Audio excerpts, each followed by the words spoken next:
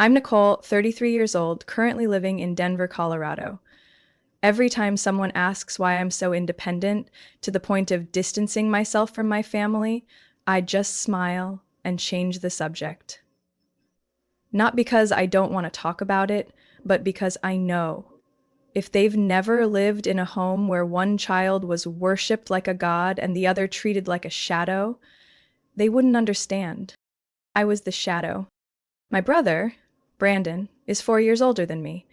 He was the firstborn, the pride and joy of our parents, Margaret and Stanley. To them, Brandon was everything, the future of the family, the heir, the gifted one, no matter what he did or did. We grew up in a two-story house in the suburbs near Colorado Springs. 3 small bedrooms, a little backyard fenced in white wood, and an old swing I was never allowed to sit on for too long because it was Brandon's spot. My dad was an electrician, my mom worked part-time as a librarian, and their whole world revolved around their only son. I remember when Brandon shattered our neighbor's window while playing soccer indoors, even though our parents had told him not to. When the angry neighbor called, my mom just chuckled. Boys will be boys, he's just a little energetic. But me? I broke a dish while doing the dishes at 9 years old, and my dad dragged me into the living room and snapped. Nicole, you need to be more careful. Don't cause more trouble. In 5th grade, I won first place in a statewide writing contest. It was a story about baking cookies with Grandma. I rushed home, hands shaking with excitement, holding the certificate. My mom glanced at it and said, "That's nice. Now go clean your room. Dr. Miller is coming over soon."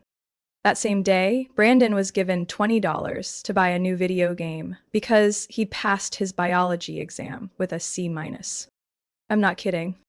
For a long time, I believed that if I just tried harder, studied more, behaved better, my mom would look at me the way she looked at Brandon. But that look never belonged to me. I was the one clearing dishes, babysitting, standing behind the camera during Christmas photos. Whether I wore a pretty dress or old pajamas, I was still Brandon's little sister, never just Nicole.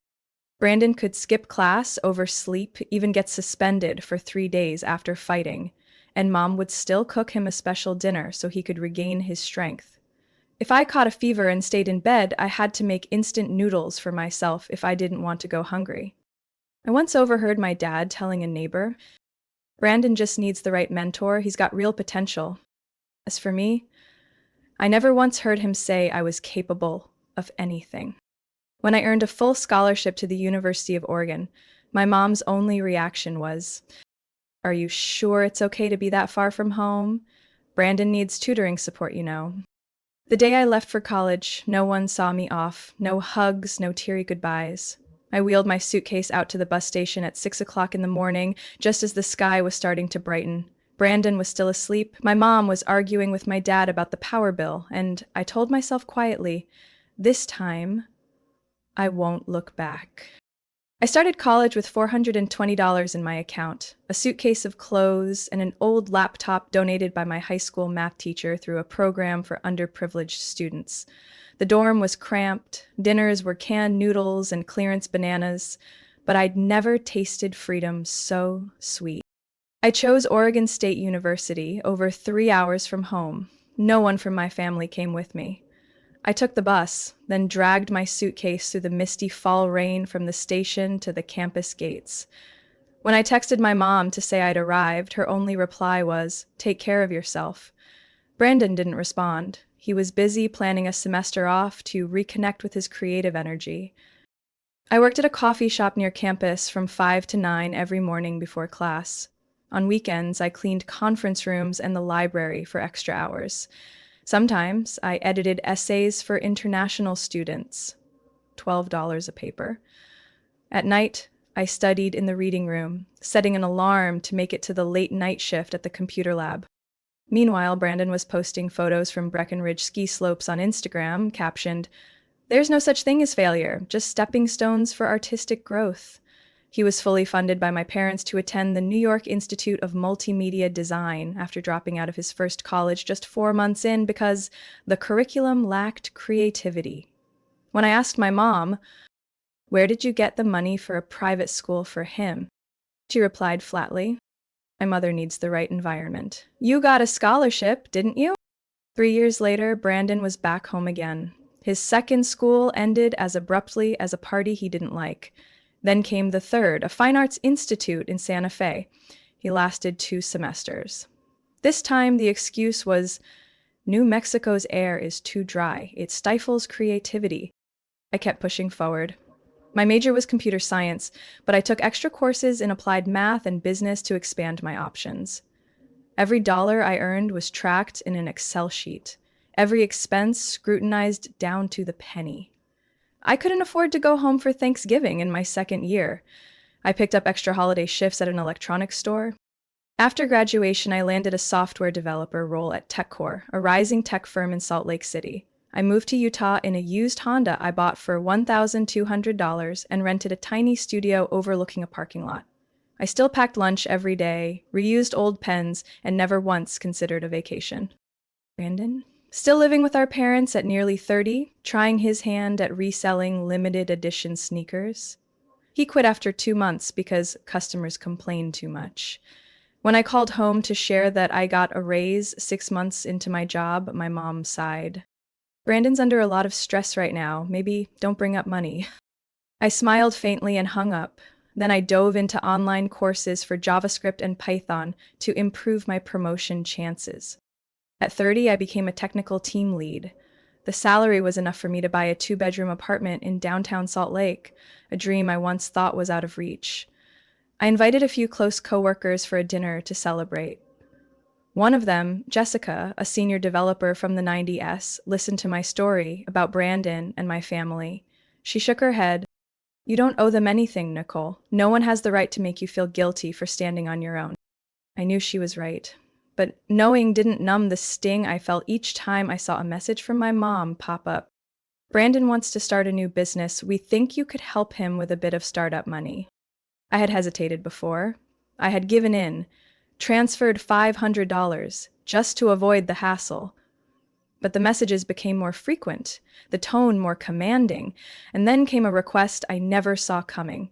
Something so outrageous, it almost seemed like a joke. But to them it was only fair, because you're family.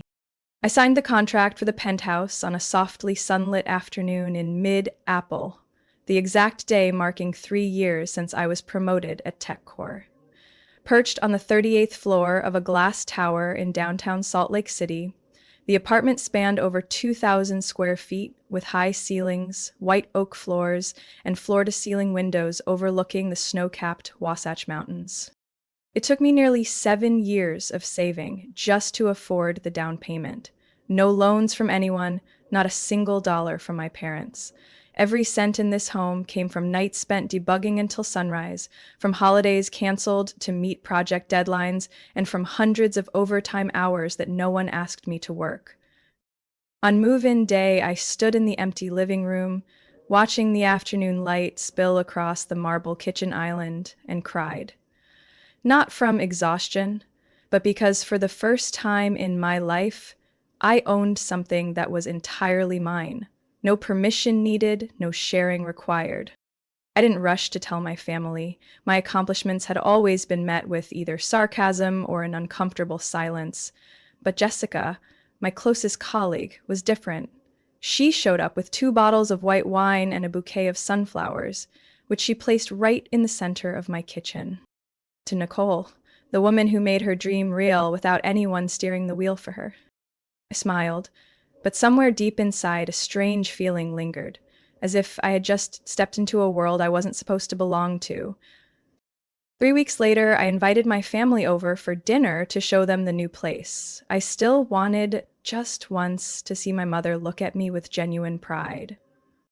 I had prepared the blueberry glazed roast she used to love and made the cinnamon waffles my dad always had on weekends. As for Brandon, I bought the exact brand of craft beer he used to check in constantly online. They arrived nearly an hour late. My mom walked in, looked around the apartment, and said, "The building's management fees must be steep, huh?" My dad didn't offer congratulations. He just asked, "Are you sure you can handle the mortgage? The market's not looking great." Brandon strolled through, opening cabinets without asking, then muttered coldly, "It's fine. Kinda lonely though, huh? No one else living here?" I stayed quiet, set the table, forced a smile, trying to cling to the faintest sliver of hope. During dinner, the conversation revolved almost entirely around Brandon landing a spot at a startup, one he hoped won't be constrained by rigid corporate structures. My mom said that 3 times, my dad nodded each time, as if discussing an undiscovered genius. I gently mentioned I was just invited to lead a smart city project here in Salt Lake. My mom merely said, then pivoted to looking for a new apartment for Brandon because it's getting a little cramped living with us. After dinner, I stood at the sink washing dishes when I heard Brandon step out onto the balcony and loudly say into his phone, "Yeah, my little sister's living like this, penthouse and all. She's really lucked out." I rinsed my hands and stood still at the sink. Something inside me cracked. After that night, I didn't invite them again. But then, they started showing up on their own. The following week, my mom called, voice sweet as honey. "Hey, sweetheart, your dad and I thought we'd stop by this weekend to check that leaky faucet you mentioned." I had never mentioned any faucet. Next came Brandon. "Hey, I'm around downtown. Figure I'd swing by for some coffee at your place?" Except he didn't ask. He just announced it and showed up 15 minutes later. That's when I began to realize this penthouse wasn't just my dream anymore. To them, it had become something else, a resource to tap into. One afternoon, during a remote meeting with a client, my doorbell rang, non-stop. I glanced at the security camera.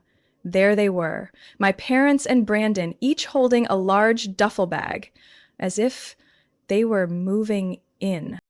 Ever since that dinner night at my place, the calls and messages started pouring in, but not to check on how I was doing. They gradually took on a familiar tone. Subtle hints, loaded suggestions, and repeated phrases designed to make me feel like I owed them something. One Monday morning, as I was prepping for a presentation with the executive director about a new project, my mom called. Her voice was sweet but urgent. "Nicole, I know you're busy, but Brandon, he's going through a tough time." I put her on speaker while adjusting my slides. Did he quit his job again? Not exactly. The company had some staffing changes, and they no longer aligned with his creative vision. It sounded exactly like what she'd said last time, and the time before that. She paused, then added, "You have such a spacious apartment, and that office. I was thinking if Brandon moved in for a bit, maybe you'd feel less lonely, and I'd feel more at ease." I froze in front of the screen. The air in the room thickened. "Mom, that's my work office, and I need my own space." "Why are you being so selfish, Nicole?" Her tone lowered, dripping with disappointment. "You live alone. What's so hard about sharing with your own brother?" I didn't respond right away. In the background, I heard my dad cut in. "Just 6 months, just to help him get on his feet." 6 months, I thought. With Brandon, temporary always meant indefinite. Less than 3 days later, I received an email from Brandon. Not to apologize for being rude the other night, not to thank me for hosting the family, but with an Excel spreadsheet titled Startup Launch Budget. It included filming equipment rental, marketing costs, and even temporary lodging at supportive location, which clearly meant my apartment. I stayed silent, didn't reply. A week later, he texted, "Nicole, I need $700 to cover my credit card bill. The bank's threatening to freeze my account." I wasn't going to respond, but as usual, I caved. I transferred $400 with a note last time. My mom called the very next day. "I don't want to bother you, but Brandon just got rejected from another interview. He's so down, hasn't eaten all day. Could you stop by, maybe bring some of his favorite food?" "I'm not available, Mom. You've changed so much." At that point, I felt suffocated. These were the same people who didn't show up to my graduation, who never checked in when I was sick in bed for a week, now acting like I was responsible for every one of Brandon's failures.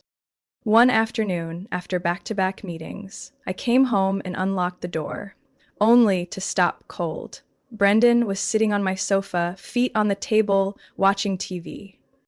I couldn't process what was happening. Hey, you're back. Mom gave me a spare key last time I stopped by to grab my stuff. What are you doing in my home? Just relaxing. Your place has great AC. When did you get a key? Last week. Mom said if you wouldn't open the door, just take it. I mean, it's the family's home. Everyone should be able to stay. I was shaking, not from fear, but from rage. Every inch of this home was built from my blood, sweat, time, and loneliness, and now they treated it like a communal Airbnb. I stood in the middle of my living room, feeling everything I'd worked for slowly being violated. And deep inside, a clear voice rose up. If I didn't stop this, they would take everything. I walked into my bedroom and closed the door. I needed to think. But that night, I couldn't sleep because the question kept echoing in my mind. What are they going to ask for next? Brandon's 35th birthday party was held at my cousin Elaine's house in the southern suburbs of West Valley. My mom sent the invite via text, ending it with, "The whole family has something important to discuss." I didn't like how she said the whole family, like I was just an accessory, but I kept the appointment. Partly because I didn't want to be called the one who abandoned her blood, and partly because I wanted to know what they were planning. I chose a long navy blue dress, simple and modest. I let my hair down and went light on the makeup, not wanting to hear another word about me dressing like a city girl to show off. My gift for Brandon was a premium Bluetooth speaker, something he'd mentioned offhand one night. When I arrived, nearly everyone was already there. The house was full of balloons and loud laughter. My mom walked out from the kitchen, glanced at me, and looked away without a word. My dad was deep in conversation with an old friend, never lifted his head. Brandon was in the backyard, laughing with two of his buddies, beer bottle in hand. I placed the gift on the table, nodded at a few relatives, then found a quiet spot near the grill. A few minutes later, my mom called everyone to the table, her voice pitched unusually high. "All right, everyone, let's sit down. We've got something important to agree on after dinner." First warning sign. Dinner passed quickly. The main dish was Texas-style grilled beef, Brandon's favorite. No one asked how I was doing. All the conversations revolved around what Brandon had tried, was about to do, or was considering. My mom recounted his recent participation in an online startup seminar with such pride, as if it were a groundbreaking achievement. After the meal, everyone gathered in the living room. Brandon sat in the center of the couch, rubbing his knees like he was about to give a speech. My mom stood up and cleared her throat. "First off, thank you all for coming to celebrate. But today, besides Brandon's birthday, there's something very important to discuss." I felt my back tighten. Jessica had warned me once, when a controlling person starts using the word important instead of just asking, brace yourself. My mom turned to me, smiling, that smile I hated most, and spoke slowly. "Nicole, you have a big apartment and you live alone. Brandon really needs a place to stabilize himself. Your father and I think it's time he moved in with you." No one laughed. No one looked surprised. I was the only one who hadn't been told in advance. I sat up straight, trying to keep my voice even. "No, I've already told you, Mom, that's my personal space. I'm not willing to share it." "You're his sister." She kept her tone soft. "Family should know how to make sacrifices for each other." I looked around the room, familiar faces staring back, some curious, some cold. No one spoke up for me. Brandon chuckled. "Nicole, no one's asking you to give me your place. Just crash there for a while. You're not exactly struggling, are you? You crashed at Mom and Dad's for over a decade. Now you want to move into my home too?" The room fell silent. My mom's eyes sharpened. "Nicole," her voice hissed, "I can't believe how selfish you've become after everything this family's done for you." I stood up. What exactly did the family do? No one paid a cent for my college. No one showed up when I graduated. But now you expect me to share everything I've worked for? My mom stepped closer. My dad stayed seated, silent. The relatives began whispering and backing away. Brandon looked at me with an expression I'd never seen before, like I was the last obstacle in his way. Amen. Her slap landed squarely on my cheek. A burning sting spread instantly. Everything froze. A long, heavy silence. No one cried out. No one moved. No one shielded me. I turned to face my mother. Her breathing was heavy, eyes blazing. "You'll regret your attitude tonight." I looked around at each person in that room. My dad turned away. Elaine stared at the floor. Brandon crossed his arms, unmoved. I picked up my purse, stepped backward. Before reaching the door, I said, "No, I won't regret this, but all of you will." I shut the door behind me, stepped into the night, and didn't look back. I drove home in silence. My cheek still burned from the slap, but what hurt more was the silence. Not a single person had spoken up for me. Not one look of surprise or disapproval. That slap wasn't just from my mother. It was a collective declaration that I was never someone worth defending. By the time I pulled into the parking garage beneath my building, my hands were still shaking. I sat in the car for nearly 10 minutes, taking deep breaths. For the first time in years, I felt like a scolded 15-year-old. Except now, I was old enough to never let it happen again. I walked into my apartment, the only place I truly controlled. I poured a glass of water and set my phone on the kitchen counter. It lit up non-stop. "Nicole, I'm very disappointed in you." "Thingzo, is that how a daughter should act?" Brandon said, "You embarrassed everyone." Family means forgiving and enduring, not walking away. I didn't read any further. I blocked each number, one by one, with a calmness that felt ice cold. Then I opened my email and scheduled an emergency appointment with the corporate attorney who'd once helped me with TechCore's NDA. The next afternoon, I sat in Carla Jensen's office with printed messages, screenshots from my apartment's security camera showing my parents and Brandon's unannounced visits, and a written account of the slap in front of witnesses. Carla looked up after reading everything. "Nicole, this won't be easy to hear, but this is a pattern of emotional harassment and abuse. Does it still count as harassment if it's from family? The law doesn't excuse relatives when behavior crosses legal boundaries, and under Utah state law, that slap qualifies as misdemeanor physical assault." I swallowed hard. Carla continued, "I'll prepare a formal document, a cease contact order, including a no trespassing notice for your home and workplace, with a warning of legal action if the harassment continues." We agreed to call it a personal boundary respect request. After the meeting, I didn't head home right away. I drove aimlessly through small roads around Liberty Lake.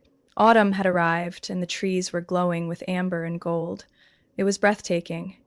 But I felt nothing, as if all the colors inside me had been torn apart. That evening, I visited an old website I bookmarked back in college, a directory of licensed therapists in Utah. I chose Dr. Vanessa Moore, who specialized in family trauma and scapegoat syndrome, when one family member is cast as the problem in an unhealthy system. A week later, I had my first session. The therapy room was in a cozy red brick building near Sugar House, with soft lighting and a cream-colored armchair. Dr. Moore listened for the entire 50-minute session without interrupting. When I finally stopped, "Because I couldn't go on?" she asked gently. "Nicole, are you aware you've just described a textbook emotionally abusive family system? I just thought I was weak for being the only one who always felt angry and tired. No, you're the only one still capable of sensing that something's deeply wrong." I sat frozen, not because I was shocked, but because someone had finally said what I'd been suspecting for 20 years. From that night on, I began journaling every evening, not to assign blame, but to clearly see what I'd long accepted as normal, that I was expected to give without asking in return, that I wasn't allowed to feel tired, that every success of mine was perceived as a threat to Brandon's status. 2 weeks later, I taped copies of Carla's letter on my front door and the elevator on the 38th floor, the one leading to my penthouse. The building staff had been briefed. Anyone trying to reach me without an appointment would be turned away, and security would be called if necessary. 3 days later, Brandon showed up. Told the front desk I'd forgotten important documents. The cameras caught him storming off when denied access. I saved the footage to my personal hard drive. That night, I didn't feel triumphant, but I felt quiet. No more knocking, no more calls.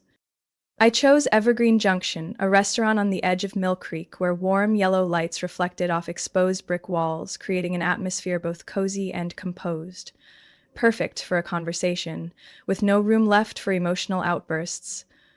I reserved a private room and informed the manager that if things escalated, staff were authorized to enter under the pretense of checking service. I arrived 20 minutes early. I brought 3 printed copies of a document, thick paper clipped into black folders. The contents were concise, direct, personal boundaries that were no longer negotiable.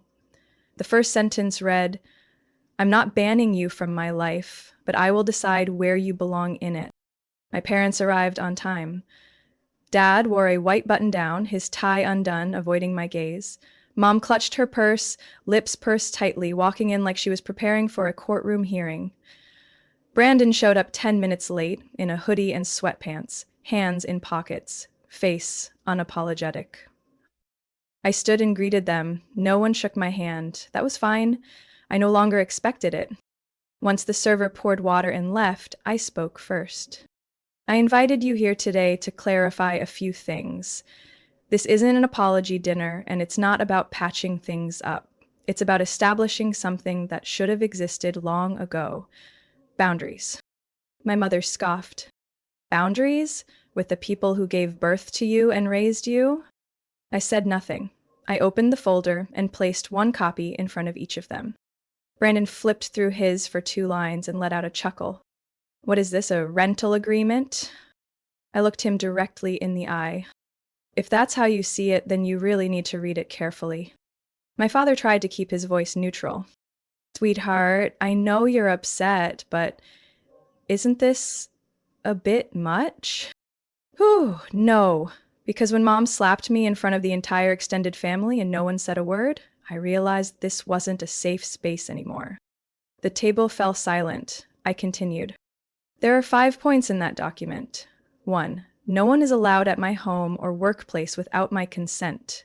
2. There will be no further financial requests in any form or for any reason. 3. No one may speak on my behalf, spread misinformation, or distort my life story online or with relatives. 4. All communication, if it happens, must be respectful, no controlling behavior, no criticism. 5. If any of these are violated, I will cut off all contact for at least 6 months. Brandon smirked. "What? Are you a lawyer now? This feels like a divorce settlement." Better that than being suffocated in something called family where no one shows respect. My mother slammed her palm on the table. "You're disgracing this family. When did you become so cold and ungrateful?" I sat still. From the moment I realized no one in this family ever asked, "Are you okay? Are you happy?" They only asked, "What can you give us?" My father lowered his head. My mother stood up abruptly, tore the paper in half, and threw it on the floor. "If you think living alone in that penthouse makes you a winner, then go ahead and live. Just don't cry when you grow old and find no one beside you." I picked up the shredded paper, folded it, and slipped it into my bag. I don't need a family that only pulls me down to keep themselves on top. Brandon muttered as I stood. "Sure, you're successful now, but you're still the same forgettable nerd no one cared about in high school." I looked at him for a long moment. "And you're still 35 and relying on someone else to pay your rent." I walked out of the room without looking back. The city lights outside still glowed. No one in the restaurant noticed me. A woman walking with purpose, a folder in her hand, leaving behind a legacy called Blood Family that no longer carried the meaning of love.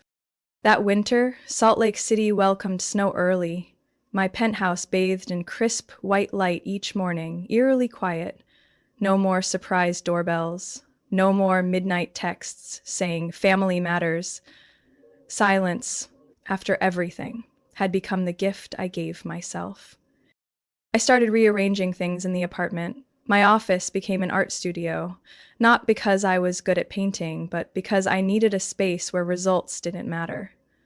The walls were covered in messy sketches, each stroke a reminder that I had stopped letting others define me.